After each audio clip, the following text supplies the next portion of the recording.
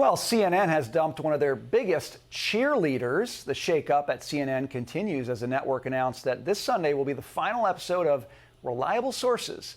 And the show's anchor, Brian Stelter, will be leaving CNN. But despite the sudden departure of a fierce Biden administration ally, the cheerleading continues. Look at this tweet from the network earlier today saying, quote, "Next time you stop at a gas station, think of it as a $100 a month tax cut, or maybe a $100 a month raise." That's an interesting way to think about it. I know my next guest might have something to say about that. Joining me now, Hill media columnist, Fox News contributor, Joe Concha. Joe, what a tweet. What an interesting way to frame what's going on with gas in America. The more cheerleaders leave, the more the cheerleading seems to happen. Your thoughts?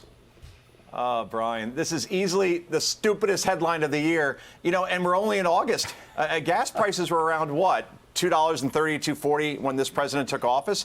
And now they're in the $4 range. So how am I, again, exactly getting a $100 raise? Because almost 19 months ago, I was paying $1.50 less for my gas. I mean, this isn't even gaslighting. This is a blowtorch to a fireworks factory. If CNN really wants to go back to real journalism, this is a funny way of showing it. The people who would tweet something like that, are not putting a lot of gas in a gas tank on a regular basis, because it would never get past the internal censor. Okay, Joe, I want to talk a little bit about some of the media coverage of Joe Biden and all of his various so-called accomplishments. They've been defending him pretty heavily. Watch this. Right. Yeah, don't look now, people, but all of a sudden, Sleepy Joe has himself a pretty fat stack of accomplishments. This has been an extraordinarily successful 2 years legislatively. And this is it. I mean, if you look at it, it is essentially a slimmed down version of the Build Back Better legislation that the Biden White House first put forth, but it has a new name. It's now called the Inflation Reduction Act, namely because, Democrats are acutely aware that inflation is the primary concern that voters have. Now, this is a big dang on deal. It is a big deal. This is huge. So I'm hearing that Democrats are planning like a $10 million ad buy to pitch this Inflation Reduction Act. Why would you spend that money? You're getting all of it right there for free, aren't you, Joe?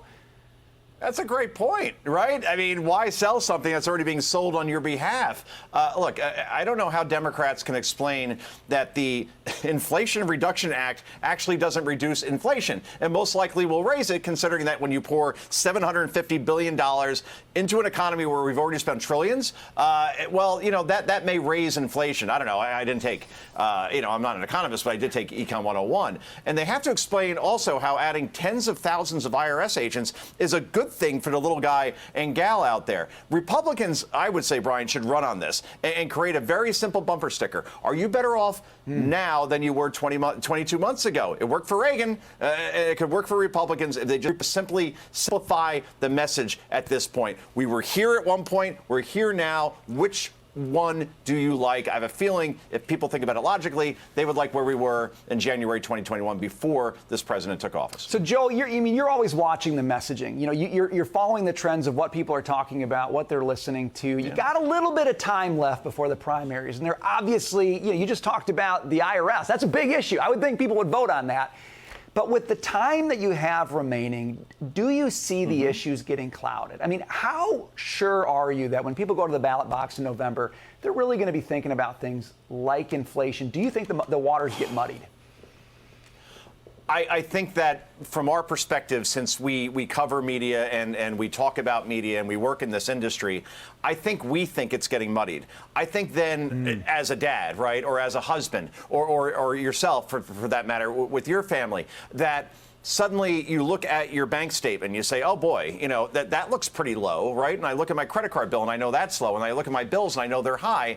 And then I see all this crime on my television screen where I'm afraid to bring my kids into New York City because some guy that was let out after he should have been in jail on no bail then cold cocks another guy and puts him in a coma in the hospital, right? So I see all these things and I see what's happening at the border and I see what's happening with fentanyl deaths, or maybe it's affecting my family personally or indirectly.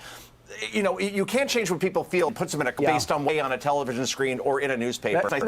So I think ultimately that's what's going to go on, Brian. That people will vote with their wallets and with their feelings. That is such a good point. There are storylines, and then there's the storyline, and you've got to pay attention to the difference between the two. Joe, we got to leave it there. Always good to see you, sir, being with us.